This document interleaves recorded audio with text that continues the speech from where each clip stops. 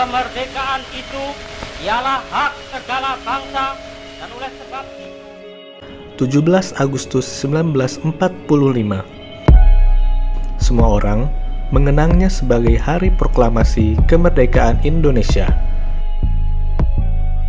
Di balik hari bersejarah tersebut, ada satu sosok proklamator masyhur yang punya peranan penting bagi peristiwa itu dan sejarah Indonesia secara keseluruhan. Dia adalah Muhammad Hatta. Jujur, lugu, dan bijaksana. Itulah kata-kata yang digunakan oleh Iwan Fals untuk menggambarkan sosoknya. Di luar itu, sebenarnya ada banyak kiprah Hatta yang menorehkan tinta emas dalam sejarah tanah air. Lalu, bagaimana jejak sang proklamator tersebut? Beginnen van mijn jeugd. Toen een vriend, een neef van mijn grootvader. Hatta lahir dengan nama Muhammad Attar pada 12 Agustus 1902 di Bukit Tinggi, Sumatera Barat. Keluarganya memiliki latar belakang religius yang cukup kental, di mana kakeknya adalah ulama terhormat di Batu Hampar. Ayahnya, Haji Muhammad Jamil, meninggal sebelum ia berusia 1 tahun. Ia lalu dibesarkan oleh keluarga ibunya, yaitu Siti Saleha. Sejak masih belia, intelektualitasnya sudah mulai terlihat. Di usia yang masih sangat muda, ia juga sudah mulai tertarik dengan dunia politik. Ia banyak membaca surat kabar yang meliput politik dan perdebatan di dalam Volksraad. Ketertarikannya pada politik dan gerakan kemerdekaan kemudian semakin kentara saat ia menjadi bendahara bagi Yong Sumatera Nenbon cabang Padang di usia 16 tahun.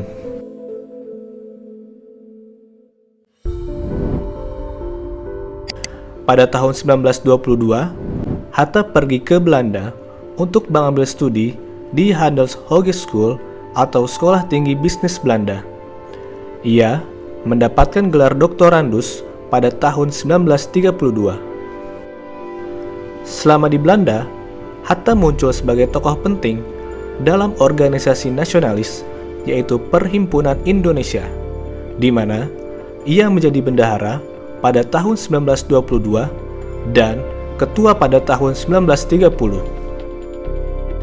Aktivitas Hatta melalui organisasi tersebut dan jurnal Indonesia Merdeka membuatnya mulai diperhatikan oleh Belanda. Pada tahun 1927, ia ditahan oleh Belanda bersama dengan 4 aktivis Perhimpunan Indonesia lainnya. Ia menolak berbagai tuduhan Belanda melalui pidatonya yang fenomenal, Indonesia Merdeka. Saat Hatta kembali ke Indonesia pada Juli 1932, ia menjadi salah satu tokoh nasionalis paling berpengaruh di dalam negeri. Bersama Sultan Syahrir, ia menggerakkan Pendidikan Nasional Indonesia atau kerap dikenal sebagai PNI baru. Sayangnya, sikap Belanda di Indonesia ternyata lebih keras ketimbang di negara asalnya. Di masa pendudukan Jepang, Hatta dianggap sebagai tokoh yang terlalu berpengaruh, sehingga mereka memilih untuk tidak menentangnya terlalu jauh.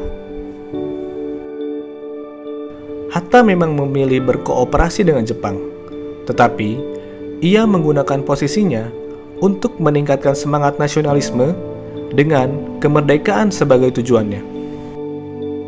Selama pendudukan Jepang, ia menjadi wakil ketua dari Putra, anggota BPUPKI, dan juga PPKI.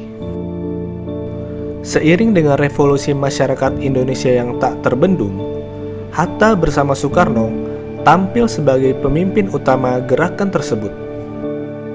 Akhirnya, pada tanggal 17 Agustus 1945, ia menjadi salah satu proklamator kemerdekaan Indonesia.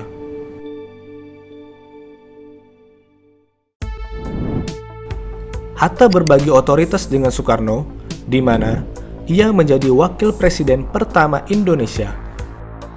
Selama 5 tahun pertama, mereka saling membagi tugas dan bekerja secara harmonis untuk negara yang masih sangat muda. Herbert Faith menggambarkan Hatta sebagai sosok administrator, intelijen, terlatih dalam ekonomi dan analisis sosial, serta manuver organisasi. Hal itu dapat melengkapi Soekarno yang lebih bertipe karismatik dan solidarity maker. Tak hanya menjadi wapres, Hatta juga pernah beberapa kali menjadi Perdana Menteri bagi Indonesia. Selama menjadi tokoh penting bangsa, Hatta amat terkenal dengan komitmennya pada demokrasi.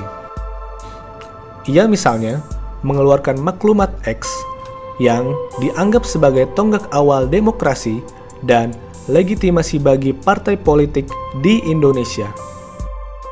Selain itu, ia juga dianggap tokoh koperasi di mana ia digelari Bapak Koperasi Indonesia dalam Kongres Koperasi II pada 17 Juli 1953.